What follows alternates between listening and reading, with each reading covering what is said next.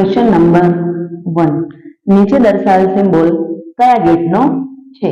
તો અહીં આગળ આકૃતિ જે એ આપી છે એના અંદર આપણને આ જોવા મળે છે, એને કહેવામાં આવે છે એન્ડ ગેટ.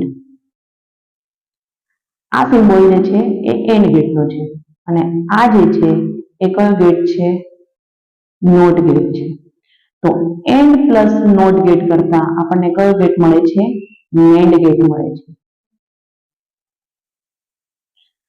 અને આકૃતિ બી ના અંદર તમને જોવા મળે છે ઇનપુટ કેટલા છે? એ અને બી બે ઇનપુટ છે અને આ જે ગેટ છે એ કયો ગેટ છે? એન્ડ ગેટ છે. તો અહીંયા આગળ આપણી પાસે કરેક્ટ આન્સર શું આવશે? 2 ઇનપુટ NAND ગેટનો આ સિમ્બોલ દર્શાવેલો છે. તો કરેક્ટ આન્સર છે B 2 input NAND gate. Question number 2 નીચે દર્શાવેલ સિમ્બોલ કઈ ડિવાઇસનો છે? અહીંયા આગળ તમે આકૃતિમાં જોઈ શકો છો કે આ NPN અને NPN બે ટ્રાન્ઝિસ્ટર છે. આ ટ્રાન્ઝિસ્ટરના આ બે છેડાને ભેગા કરીને એનોડ 1 નામ આપવામાં આવે છે અને આને એનોડ 2 નામ આપવામાં આવે છે. તો અહીં આગળ તમે જોઈ શકો છો કે જે ટ્રાન્ઝિસ્ટરના અંદર હતા એમાં આપણને 3 ટર્મિનલ જોવા મળતા હતા. અહીં આગળ ફક્ત એનોડ 1 અને એનોડ 2 આ બે જ ટર્મિનલ જોવા મળે છે. તો આ જે સિમ્બોલ જે છે એ શાનો છે? ડાયોડનો સિમ્બોલ છે. અને આના અંદર જે ટ્રાન્ઝિસ્ટર વાપર્યું છે તો ટ્રાન્ઝિસ્ટરના અંદર 3 લેયર અને 2 જંક્શન છે. તો અહીં આગળ આપણી પાસે કરેક્ટ આન્સર આવશે બી ડાયોડ. અને આ જે સિમ્બોલ તમને જોવા મળે છે શાનો છે? ડાયોડનો સિમ્બોલ છે. ક્વેશ્ચન નંબર 3 ઇનપુટ વગર કઈ ઇલેક્ટ્રોનિક સર્કિટ એસી સિગ્નલ જનરેટ કરે છે? તો અહીં આગળ આપણને આપ્યું છે ફિલ્ટર સર્કિટ. તો ફિલ્ટર સર્કિટ શું કરશે? ફિલ્ટર સર્કિટના અંદર કેપેસિટર લગાવવામાં આવે છે. તે પલ્સેટિંગ ડીસી નું પ્યોર ડીસી ના અંદર રૂપાંતર કરે છે. બીજું આપ્યું છે રેક્ટિફાયર સર્કિટ. તો રેક્ટિફાયર સર્કિટ જે છે એ એસી નું ડીસી કન્વર્ટ કરે છે. સી માં આપ્યું છે એમ્પ્લીફાયર સર્કિટ. એમ્પ્લીફાયર માટે આપણે ટ્રાન્ઝિસ્ટરનો ઉપયોગ કરે છે. એ સિગ્નલને શું કરે છે? એમ્પ્લીફાય કરે છે. તો અહીં આગળ આપણી પાસે કરેક્ટ આન્સર આવશે એ છે ડી. ઓસિલેટર સર્કિટ જે છે એ એસી સિગ્નલ જનરેટ કરે છે. એને ઇનપુટના અંદર એસી સિગ્નલ આપવામાં નથી આવતા પરંતુ એસી સિગ્નલને શું કરે છે? જનરેટ કરે છે. ક્વેશ્ચન નંબર 4 કયું સાધન આપેલ રાશિને દ્રશ્ય સ્વરૂપે દર્શાવે છે? એટલે કે જેમ કે આપણે સાઇન વેવ આપ્યું છે. સાઇન વેવ નો સિમ્બોલ તમે જોઈ શકો છો કે આવી રીતનો હોય છે. તો આ જે રાશિ જે છે એને આપણને દ્રશ્ય સ્વરૂપે દર્શાવવામાં આવે છે. એમાંથી અહીંયા 4 ઓપ્શન આપ્યા છે. એમાંથી કયું સાધન જે છે એ રાશિને દ્રશ્ય સ્વરૂપે દર્શાવે? જેમ કે તમે હાફ વેવ ડીસી આપ્યું છે તો તમારું કંઈક આઉટપુટ આ પ્રકારનો હશે. ફૂલ વેવ આપ્યું હશે તો તમારું ડીસી ફૂલ વેવ ના અંદર તમને આ પ્રકારે જોવા મળશે. તો આ દ્રશ્ય સ્વરૂપ એ સાધનના અંદર જોવા મળે છે જેને આપણે કેથોડ રે ઓસિલોસ્કોપ તરીકે ઓળખીએ છીએ અથવા તો એને શોર્ટ નેમ તરીકે CRO તરીકે ઓળખીએ છીએ. તો અહીંયા આગળ કરેક્ટ આન્સર શું આવશે? સી કેથોડ રે ઓસિલેટર એ રાશિને દ્રશ્ય સ્વરૂપે દર્શાવે છે. તેમજ અહીંયા આગળ તમે જોઈ શકો છો કે વોલ્ટેજ સ્ટેબિલાઇઝર. તો વોલ્ટેજ સ્ટેબિલાઇઝર જે છે એ આઉટપુટ જે વોલ્ટેજ હોય છે એને સ્ટેબલ એટલે કે ફિક્સ કરવાનું કાર્ય કરે છે. તેમજ ફંક્શન જનરેટર. ફંક્શન જનરેટરનું કાર્ય શું છે? એ વિવિધ ફ્રીક્વન્સી જનરેટ કરે છે. એટલે કે નિમ્ન કક્ષાથી લઈને ઉચ્ચ કક્ષાની ફ્રીક્વન્સી જનરેટ કરવાનું કાર્ય કોનું છે? ફંક્શન જનરેટરનું છે. અને રેડિયો ફ્રીક્વન્સી જનરેટર જે છે એ રેડિયો ફ્રીક્વન્સી જનરેટ કરવાનું કાર્ય કરે છે. ક્વેશ્ચન નંબર 5 નીચે દર્શાવેલ એમ્પ્લીફાયર નું નામ શું છે? તો અહીં આગળ આપણને એક એમ્પ્લીફાયર ની આકૃતિ દર્શાવવામાં આવી છે. તો અહીં આગળ તમે આકૃતિમાં જોઈ શકો છો આ શું દર્શાવ્યું છે? ટ્રાન્ઝિસ્ટર દર્શાવ્યું છે. આ ટ્રાન્ઝિસ્ટરના અંદર 3 ટર્મિનલ હોય છે. કયા 3 ટર્મિનલ? એમિટર, બેઝ અને કલેક્ટર. તો અહીં આગળ આપણે જોઈ શકીએ છીએ આ જે છેડો છે એ કયો છે? બેઝ છે. આ જે ટર્મિનલ છે એ કયો છે? કલેક્ટર છે. અને આ જે ટ્રાન્ઝિસ્ટરનો ટર્મિનલ છે એ શું છે? એમિટર છે. તો આ એમિટર, બેઝ અને કલેક્ટર. તો અહીં આગળ તમે જોઈ શકો છો કે આ ટ્રાન્ઝિસ્ટરનો ઇનપુટ જે આપવામાં આવ્યું છે એ કોની વચ્ચે છે? બેઝ અને એમિટરની વચ્ચે ઇનપુટ આપવામાં આવ્યું છે અને આઉટપુટ જે છે એ શાની વચ્ચે આપવામાં આવ્યું છે? આ છે કલેક્ટર અને આ છે એમીટર. એટલે કલેક્ટર અને એમીટરની વચ્ચે શું જોવા મળે છે? આઉટપુટ જોવા મળે છે. તો બંનેના અંદર તમને કોમન શું જોવા મળે છે? એમીટર ઇનપુટ અને આઉટપુટ બંનેમાં કેવું છે? કોમન છે. એટલે કે આ જે એમ્પ્લીફાયરનું નામ છે એ શું છે? Common ammeter. કરેક્ટ આન્સર શું આવશે? એ કોમન એમીટર. કેમ કે એમીટર ઇનપુટ અને આઉટપુટ બંનેની વચ્ચે કેવું છે? કોમન છે. Question number 6. ઓસિલેટર સર્કિટમાં રેઝોનન્સ ફ્રીક્વન્સી શોધવા માટેનું સૂત્ર શું છે? તો રેઝોનન્સ ફ્રીક્વન્સીને આપણે આના વડે દર્શાવવામાં આવે છે? એફ આર વડે દર્શાવવામાં આવે છે અને F R is equal to 1/2 under root LC એ રેઝોનન્સ ફ્રીક્વન્સી માટેનું સૂત્ર છે.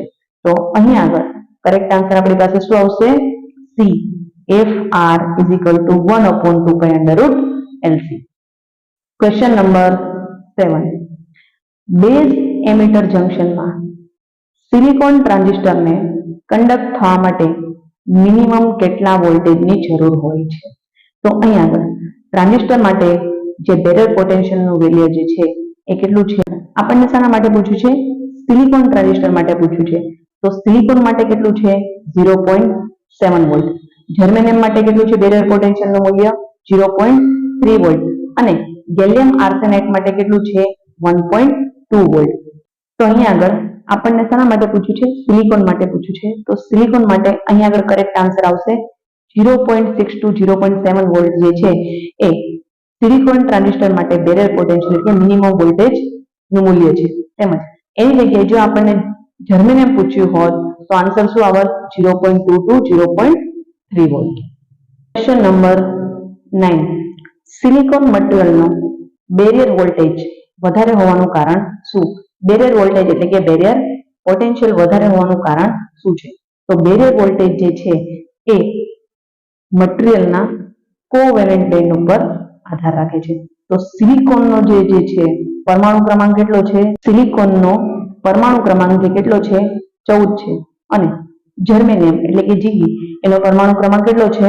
32 છે. તો જેમ પરમાણુ ક્રમાંક ઓછો તેમ બેરિયર વોલ્ટેજ વધારે. તો અહીં આગળ સિલિકોન મટીરીયલનો બેરિયર વોલ્ટેજ કેવો હોય છે?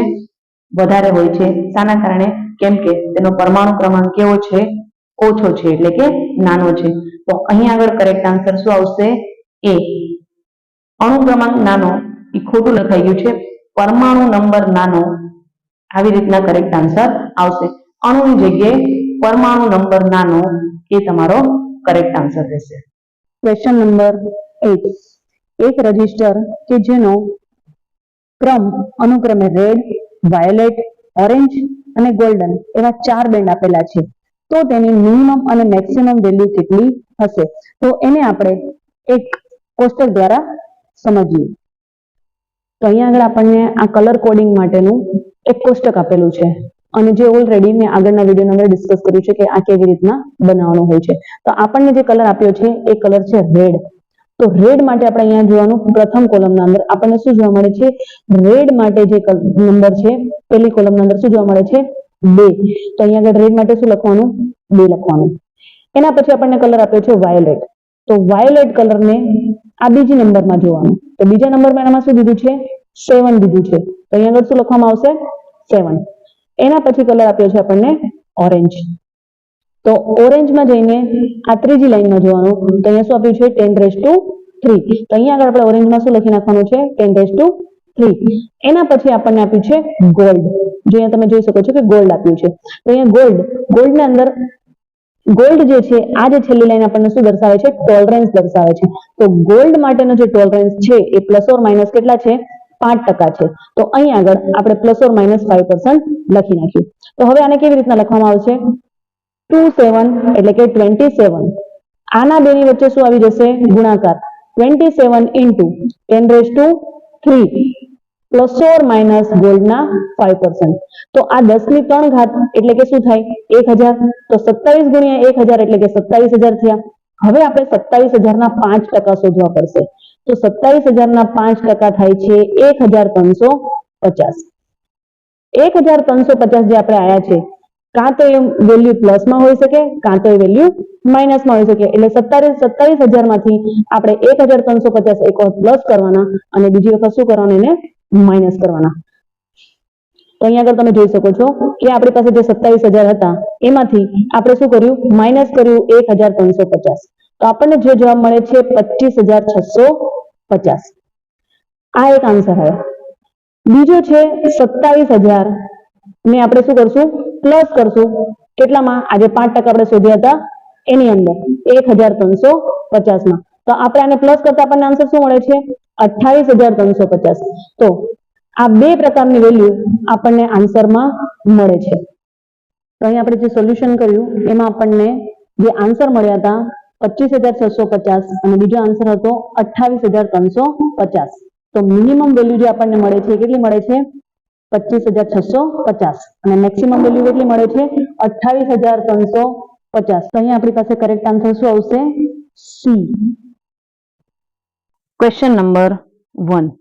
ડ્રાઈવના આઉટપુટ સ્ટેજમાં વપરાતું કયું પાવર ઇલેક્ટ્રોનિક્સ કમ્પોનન્ટ એ અદ્યતન આવૃત્તિ એટલે કે લેટેસ્ટ આવૃત્તિ ધરાવે છે? તો અહીંયા આગળ આપણી પાસે લેટેસ્ટ આવૃત્તિ વાળું જે કમ્પોનન્ટ છે એને આપણે આઈજીબીટી તરીકે ઓળખીએ છીએ. હવે આઈજીબીટી જે છે એ બીજેટી પ્લસ મોસ્ફેટ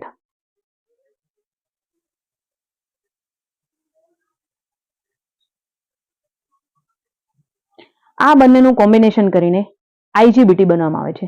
બીજેટી જે છે એ છે કરંટ કંટ્રોલ ડિવાઇસ છે અને મોસ્ફેટ જે છે એ વોલ્ટેજ કંટ્રોલ ડિવાઇસ છે. અને બીજેટી માંથી કલેક્ટર એમિટર પ્લસ મોસ્ફેટ માંથી બેઝ એટલે કે એમિટર બેઝ અને કલેક્ટર જે આપણે શામાં જોવા મળે છે ટ્રાન્ઝિસ્ટરમાં જોવા મળે છે એટલે કે આપણે પીએનપી ને એનપીએન ટ્રાન્ઝિસ્ટર આવી રીતનું બીજેટી અને મોસ્ફેટ એ બંનેનું કોમ્બિનેશન કરીને લેટેસ્ટ ડિવાઇસ જે ઉત્પન્ન કરવામાં આવી છે એને આપણે આઈજીબીટી તરીકે ઓળખીએ છીએ. લેટેસ્ટ ટેકનોલોજી ધરાવતું કમ્પોનન્ટ બન્યું એને આપણે આઈજીબીટી તરીકે ઓળખીએ છીએ અને આઈજીબીટી જે છે એ શાનામાં વપરાય છે લેટેસ્ટ મોટર ડ્રાઈવના અંદર વાપરવામાં આવે છે. તો કરેક્ટ આન્સર અહીંયા આગળ આપણી પાસે શું આવશે ડી આઈજીબીટી. આઈજીબીટી નું પૂરું નામ આવશે ઇન્સ્યુલેટેડ ગેટ બાયપોલર ટ્રાન્ઝિસ્ટર. પછી અહીંયા આગળ તમને જોવા મળે છે એફઈટી. એફઈટી એટલે કે ફિલ્ડ ઇફેક્ટ ટ્રાન્ઝિસ્ટર. યુજેટી એટલે કે યુની જંકશન ટ્રાન્ઝિસ્ટર અને એસસીઆર એટલે કે silicon control rectifier. Question number 11. નીચે આપેલું ટ્રુથ ટેબલ કયા લોજિક ગેટનું છે? તો અહીંયા આગળ આપણને ટ્રુથ ટેબલ આપ્યું છે એમાં એ અને બી એ બંને કેવા છે ઇનપુટ છે અને આઉટપુટ શું છે y બરાબર ab. તો y બરાબર a ડોટ b ક્યારે મળે છે જ્યારે એન્ડ ગેટ હોય તો એનું આઉટપુટ y બરાબર a ડોટ b એટલે કે ડોટ પ્રોડક્ટ મળે છે. તો 0 into 0 પહેલા શું આપ્યું છે 0 into 0 0 into 0 શું થાય 0 0 into 1 શું થાય 0 1 into 0 0 and 1 into 1 1. આ આઉટપુટ કયા ગેટનું છે એન્ડ ગેટનું છે. એન્ડ ગેટની અંદર જ્યારે બંને ઇનપુટ હાઈ હોય તો આઉટપુટ કેવો મળે છે હાઈ મળે છે. તો તમે જોઈ શકો છો ઇનપુટ એ પણ હાઈ છે અને ઇનપુટ બી પણ હાઈ છે ત્યારે આપણને આઉટપુટ કેવો મળે છે હાઈ મળે છે. એટલે કે આ એન્ડ ગેટ છે એ સિરીઝ સર્કિટ તરીકેનું કાર્ય કરશે. કોઈ પણ એક ઇનપુટ લો હશે તો આઉટપુટ કેવો મળશે લો મળશે. તો અહીંયા આગળ કરેક્ટ આન્સર શું આવશે એન્ડ ગેટ.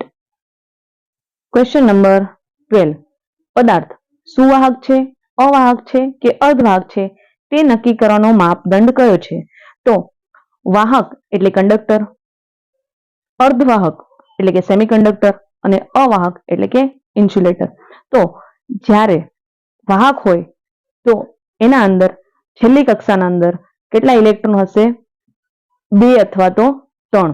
તેમજ અર્ધવાહક હશે તો છેલ્લી કક્ષાના અંદર ઇલેક્ટ્રોન કેટલા હશે 4 અને ઇન્સ્યુલેટર હશે તો એની છેલ્લી કક્ષામાં 5 અથવા તો 8 ઇલેક્ટ્રોન હશે.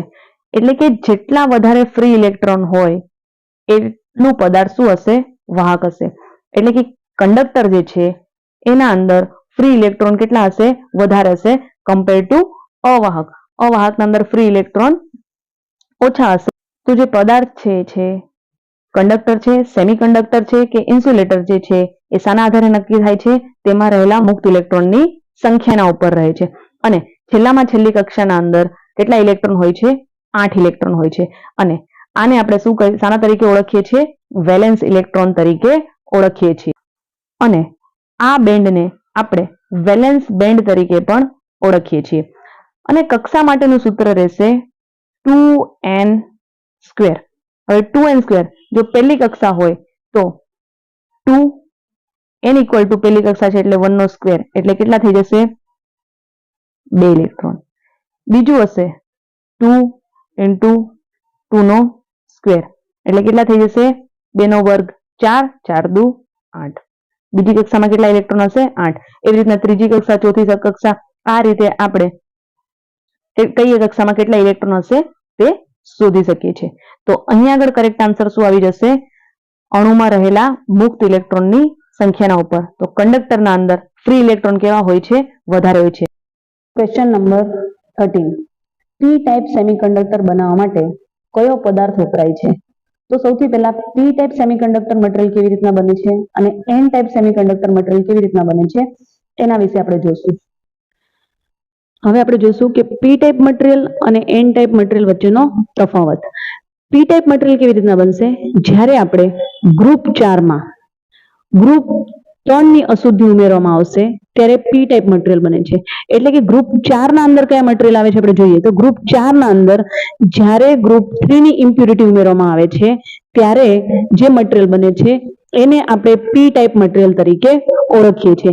જેમ કે ગ્રુપ 4 ના અંદર તમે જોઈ શકો છો કાર્બન છે, સિલિકોન છે, જર્મેનિયમ છે, ટીન છે અને લીડ છે. આ મટીરીયલની અંદર ગ્રુપ 3 માંનું કોઈ પણ material like boron, aluminium, gallium, indium કે થેલિયમ ઉમેરતા જે મટીરીયલ બને છે એને આપણે પી ટાઈપ મટીરીયલ તરીકે ઓળખીએ છીએ. હવે આપણે જોશું કે એન ટાઈપ મટીરીયલ. તો જ્યારે ગ્રુપ 4 ના અંદર ગ્રુપ 5 ની અશુદ્ધિ ઉમેરવામાં આવે ત્યારે બનતા મટીરીયલને આપણે એન ટાઈપ મટીરીયલ તરીકે ઓળખીએ છીએ. તો અહીંયા આગળ જોઈ શકો છો કે આપણે ગ્રુપ 4 ની અંદર શું ઉમેરવાનું છે? ગ્રુપ 5 નું મટીરીયલ ઉમેરવાનું છે. એટલે કે ગ્રુપ 4 ની અંદર ગ્રુપ 5 ની ઇમ્પ્યુરિટી ઉમેરતા એટલે કે ગ્રુપ 5 ના અંદર જે આપણને આપ્યા છે નાઇટ્રોજન, ફોસ્ફરસ, આર્સેનિક, એન્ટીમની અને બિસ્મથ, આ પૈકીનું કોઈ પણ મટીરીયલ આપણે ગ્રુપ 4 માં ઉમેરતા આપણને જે મટીરીયલ મળે છે એને આપણે એન ટાઈપ મટીરીયલ તરીકે ઓળખીએ છીએ. હવે આપણે જોઈએ પી ટાઈપ મટીરીયલ જે છે એ ટ્રાયવેલેન્ટ ધરાવે છે. એટલે કે પી ટાઈપ મટીરીયલ આપણે ટ્રાયવેલેન્ટ એટલે ટેટ્રાવેલેન્ટ તરીકે ઓળખવામાં આવે છે. હવે આ ટેટ્રાવેલેન્ટ કે ટ્રાયવેલેન્ટ શા માટે છે? તો અહીંયા આગળ તમે જોઈ શકો છો કે ગ્રુપ 4 ની અંદર ગ્રુપ 3 ની ઇમ્પ્યુરિટી ઉમેરી. હવે અહીંયા આગળ તમે જોયું કે બોરોનનો જે પરમાણુ ક્રમાંક કેટલો છે? 5 છે. તો અહીંયા આગળ આ 5 જે છે તો પહેલી કક્ષાના અંદર 2 ઇલેક્ટ્રોન અને બીજી કક્ષાના અંદર કેટલા ઇલેક્ટ્રોન આવશે? 3. એટલે એની છેલ્લી કક્ષામાં કેટલા ઇલેક્ટ્રોન આવે છે? 3. એટલા માટે આને ટ્રાયવેલેન્ટ કહેવામાં આવે છે. એના પછી તમે એલ્યુમિનિયમમાં જોઈ શકો કે એલ્યુમિનિયમનો પરમાણુ ક્રમાંક કેટલો છે? 13 છે. તો પહેલી કક્ષામાં 2, બીજી કક્ષામાં 8 અને ત્રીજી કક્ષામાં 3. એટલે કે છેલ્લી કક્ષામાં તમે જોઈ શકો છો કે ફરીથી કેટલા ઇલેક્ટ્રોન આવે છે? 3. એટલા માટે આ પી ટાઈપ મટીરીયલ જે છે એને ટ્રાયવેલેન્ટ તરીકે ઓળખવામાં આવે છે. હવે જોઈએ આપણે એન ટાઈપ મટીરીયલ. તો એન ટાઈપ મટીરીયલ એ પેન્ટાવેલેન્ટ તરીકે ઓળખાય છે. પેન્ટાવેલેન્ટ શા માટે? કેમ કે જેમ કે તમે જોઈ શકો છો ગ્રુપ 5 ના અંદર નાઇટ્રોજન છે તો એનો પરમાણુ ક્રમાંક છે 7. એની પહેલી કક્ષામાં આવશે 2 ઇલેક્ટ્રોન અને બીજી કક્ષામાં આવશે 5. એટલે કે એની જે છેલ્લી કક્ષા છે એમાં કેટલા ઇલેક્ટ્રોન જોવા મળે છે? 5 ઇલેક્ટ્રોન જોવા મળે છે. એટલા માટે એને પેન્ટાવેલેન્ટ તરીકે ઓળખવામાં આવે છે. એના સિવાય તમે જોઈ શકો છો કે ફોસ્ફરસ છે તો ફોસ્ફરસનો પરમાણુ ક્રમાંક છે 15. એટલે પહેલી કક્ષામાં 2, બીજી કક્ષામાં 8 અને ત્રીજી કક્ષામાં 5. એટલે છેલ્લી કક્ષામાં ફરી કેટલા ઇલેક્ટ્રોન જોવા મળે છે? 5 ઇલેક્ટ્રોન જોવા મળે છે. એટલા માટે એન ટાઈપ મટીરીયલને આપણે કેવી તરીકે ઓળખવામાં આવે છે? પેન્ટાવેલેન્ટ તરીકે ઓળખવામાં આવે છે. હવે અહીંયા જોઈ શકીએ છીએ કે પી ટાઈપ મટીરીયલ છે એમાં મેજોરિટીના અંદર શું હશે? હોલ હશે અને માઇનોરિટી શું હશે? ઇલેક્ટ્રોન હશે. તેમજ એન ટાઈપ જે મટીરીયલ જે છે એના અંદર મેજોરિટીના અંદર શું હશે?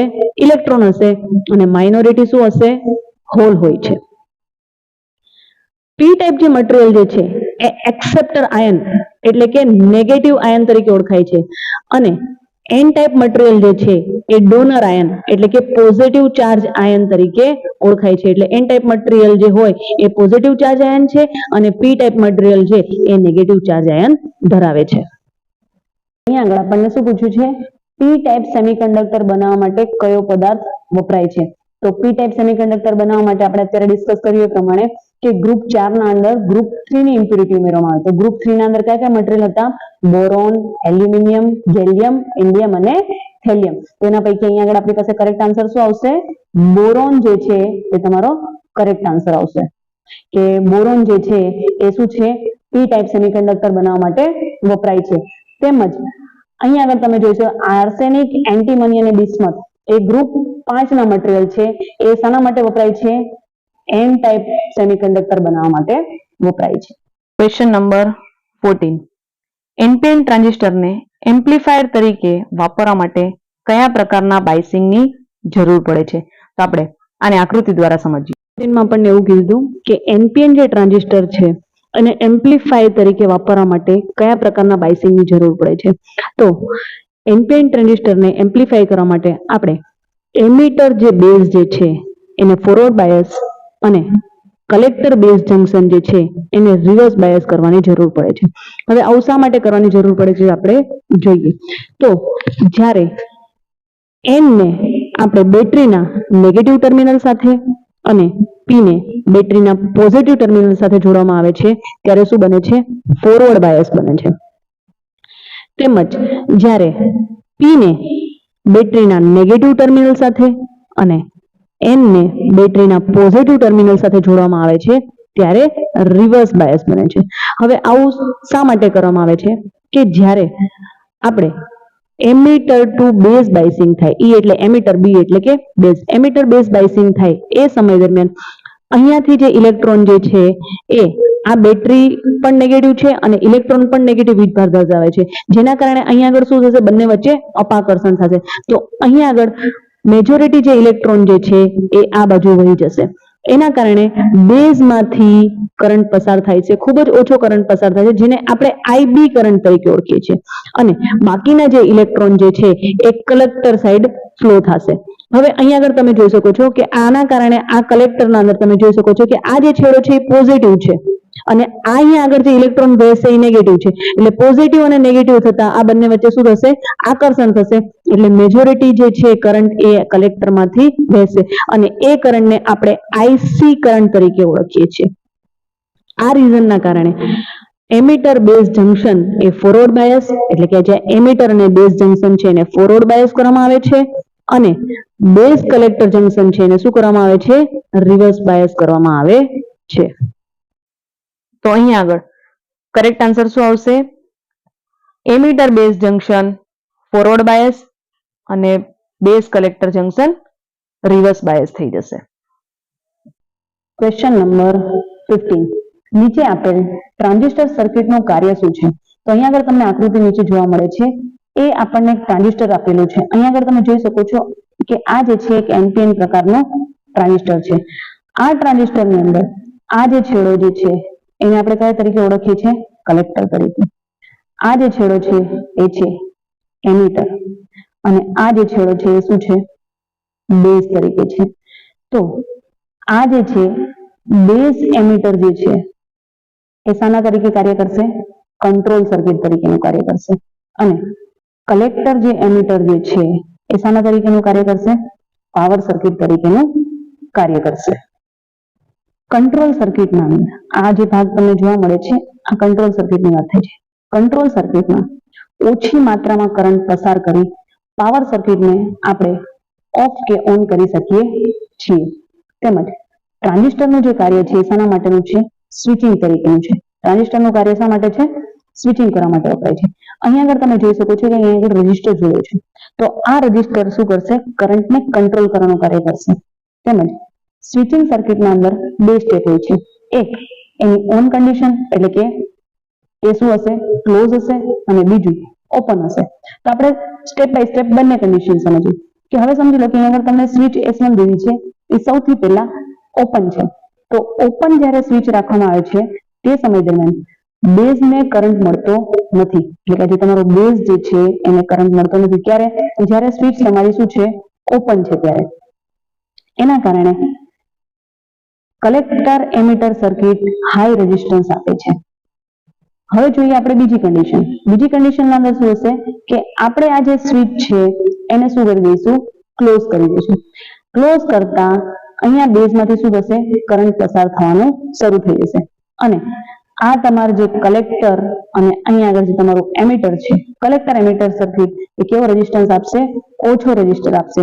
તેથી આ જે બેટરી દ્વારા કોને સપ્લાય મળવાનું સ્ટાર્ટ થઈ જશે? આ બલ્બને સપ્લાય મળવાનું સ્ટાર્ટ થઈ જશે. તો આ રીતે અહીંયા આગળ જે આપણને ટ્રાન્ઝિસ્ટર સર્કિટ આપી છે એ શાના માટે વપરાય છે? સ્વિચિંગ માટે વપરાય છે.